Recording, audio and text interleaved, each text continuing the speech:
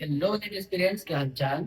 मैं हूं Nadir Hussain, final year MBBS student in medical college and also as well mentor at physics वाले। तो आज की वीडियो में हम लोग बात करने वाले हैं अभी जो नीट के लिए ओनली एक हफ्ता, लगभग एक हफ्ता बाकी है। तो एक इस लास्ट वीक में आपको कैसे पढ़ना है। जैसे जो नॉर्मली जैसे पढ़ रहे थे अभी के टाइम पे ऐसे नहीं पढ़ना है। तो सबसे पहले इसके लिए अभी टाइम वेस्ट नहीं करना, सबसे पहले बायोलॉजी को कैसे पढ़ना है। तो आप देखिए, पहले आपने जब बायोलॉजी पढ़ा था तो उस टाइम पे आप बायोलॉजी कैसे पढ़ रहे थे, एकदम लाइन बाय लाइन पढ़ रहे थे, ऐसे ऐसे पूरा सीक्वेंस वाइज पढ़ रहे थे। लेकिन उस टाइम पे पढ़ने के टाइम पे आपने कुछ मार्किंग भी किया होगा, अंडरलाइन भी किया होगा। जो आपको याद नहीं रहता वो आपने साइड में कहीं पे लिखा होगा, एनसीईआरटी के साइड में, उसके बाद अंडरलाइन भी किया होगा जो आपको याद नहीं रहता। तो अब इन्हीं चीजों को पढ़ना है। ऐसा नहीं है कि एक टॉपिक छोड़ देता हूँ दूसरा टॉपिक पढ़ता हूँ, ये टॉपिक मुझे आता है ये नहीं पढ़ूंगा दूसरा टॉपिक पढ़ूंगा, ऐसा नहीं है। जो आता है उसको भी एक बार ऊपर ऊपर से देखना है, और जो नहीं आता उसको फिर से अच्छे से पढ़ना है।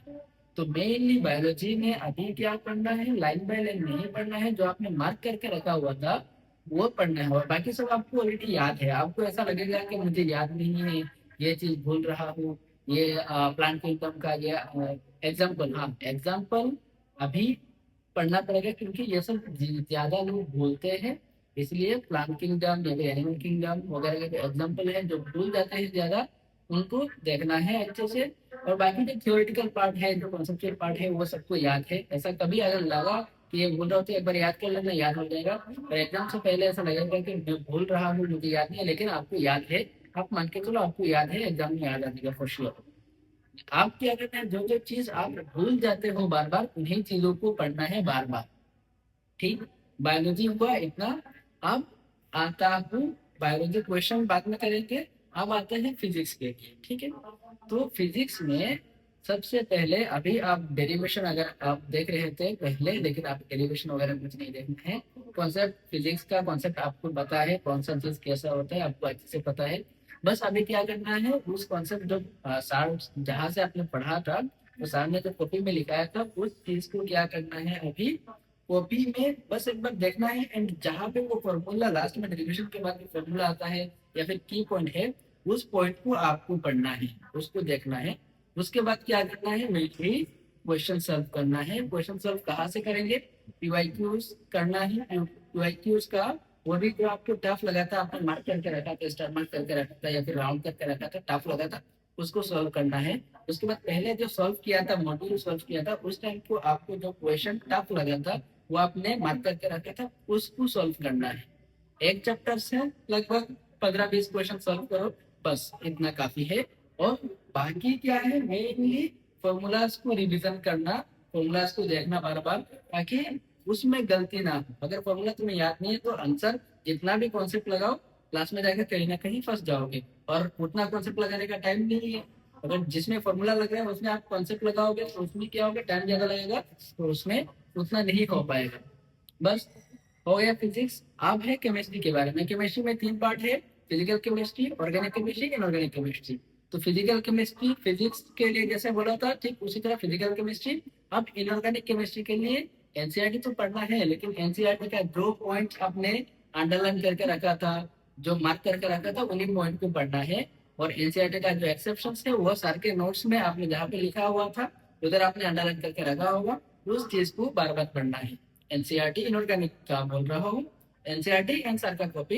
एंड क्वेश्चन प्रैक्टिस करेंगे आप, ठीक उसी तरह फिजिक्स का जैसे क्वेश्चन सॉल्व किया था, जो आपको टफ लगता है वो करना है, जो आपने ऑलरेडी मार्क करके रखा था। एंड यूआईक्यूज का जो एकदम इजी वाला नहीं चाहिए, जो थोड़ा हार्ड लगता है, जो कॉन्सेप्चुअल है, जिस क्वेश्चन में आपका 3-4 टॉपिक, 3-4 कॉन्सेप्ट आ जाता है जिस क्वेश्चन में, ऐसा क्वेश्चन करना है जो आपने अपनी मार्क करके रखा था। अगर मार्क करके नहीं रखा था तो अभी ढूंढने का टाइम नहीं है, जो सामने मिल रहा है वो करो। अगर मार्क करके रखा था वही चीज करो।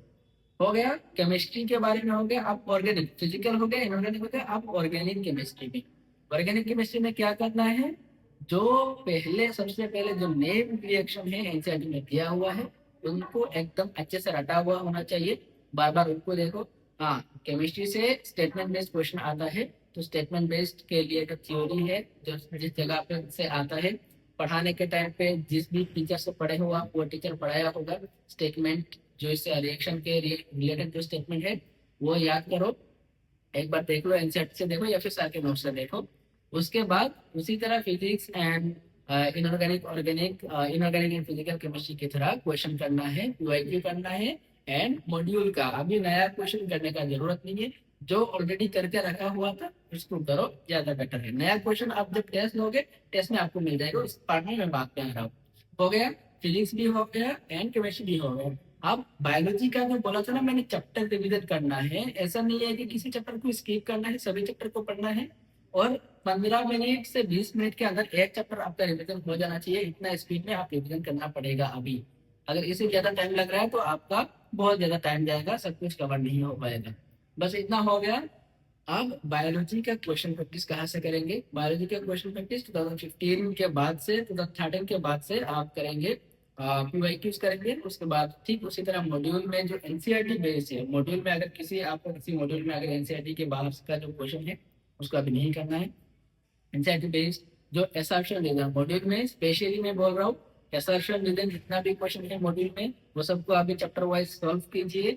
उसके बाद स्टेटमेंट बेस्ड जितना भी क्वेश्चन है उनको सॉल्व कीजिए। अभी मेनली उन चीजों पर फोकस करना है, बाकी जो सिंपल क्वेश्चन है वो आपसे हो जाएगा, आपने पूरा साल जितना पढ़ा है उतना भी हो जाएगा for sure. Mainly statement based and assertion reason में आपको मेक द फॉलोइंग भी हो जाएगा। Statement based and assertion reason mainly आप प्रैक्टिस कीजिए कीजिए कीजिए, वो मस्त है। हो गया, बायोलॉजी का क्वेश्चन प्रैक्टिस भी हो गया, थ्योरी रिवीजन भी हो गया, केमिस्ट्री के लिए थ्योरी रिवीजन क्वेश्चन प्रैक्टिस भी हो गया, फिजिक्स के लिए हो गया। अभी के टाइम में रिवीजन एंड प्रैक्टिस अपनी तरफ से ऐसा करना पड़ेगा, तभी आपका सिलेक्शन होगा। अब बात है एग्जाम का। अभी जो आप फुल टेस्ट देंगे उसमें क्या करना है आपको, 10 मिनट, 3 घंटा से 10 मिनट कम लेना है। 3 घंटा, पूरा 3 घंटा नहीं लेना है, 3 घंटा से 10 मिनट कम में आपको एग्जाम खत्म करना है। क्योंकि आप जब नीट एग्जाम में जाओगे तो 10 मिनट ऐसे चला जाएगा, थर्म इम्प्रेशन ये वो इसमें चला जाएगा 10 मिनट आराम से। तो एग्जाम जो दोगे उसमें क्या करना है, 3 घंटा से 2 घंटा 50 मिनट में एग्जाम देना है। एंड अगर हो सके एक पॉसिबल डेली एक टेस्ट लो, अभी फुल टेस्ट, या फिर ऑल्टरनेट डे 2 दिन में एक टेस्ट लो। हो गया इतना। अब बाकी रहा टेस्ट के बारे में। टेस्ट का जो क्वेश्चन आपको नहीं आता डायरेक्टली छोड़ दो, नेगेटिव मत करो। अभी बेस्ट टाइम है आपको नेगेटिव वीडियोस करना। अभी अगर आप नेगेटिव रिड्यूस नहीं कर पाए तो एग्जाम में जाकर नेगेटिव रिड्यूस नहीं होगा। अभी आप नेगेटिव रिड्यूस कीजिए, रॉन्ग मत कीजिए। चाहे आप स्किप कर दीजिए लेकिन रॉन्ग मत कीजिए। बस इतना ही था आज की वीडियो में, मिलते हैं नेक्स्ट वीडियो में, तब तक के लिए ओके बाय। एंड अच्छे से पढ़ाई कीजिए, इस पर नेट को क्रैक करना है, सिलेक्शन लेना है, अपने मन पसंद अपना जो ड्रीम कॉलेज है उसमें जाना है। ठीक है, मिलते हैं नेक्स्ट वीडियो में। नेक्स्ट वीडियो में मैं बोलूंगा, एग्जाम से पहले बोलूंगा कि एग्जाम के दिन कैसे क्या करना है, सभी चीजें बोलूंगा। और हाँ, अभी का आपका शेड्यूल में 2 to 5 एक्स्ट्रा कुछ काम नहीं होना चाहिए। जितना भी टेस्ट दे रहे हो अभी 2 to 5 ही दो। 2 to 5 में ना खाना ना पीना ना वॉशरूम कुछ नहीं, ओनली एग्जाम। तभी आपको ये आपका बॉडी उसको एडेप्ट कर पाएगा। Thank you so much for the watching, मिलते हैं नेक्स्ट वीडियो में।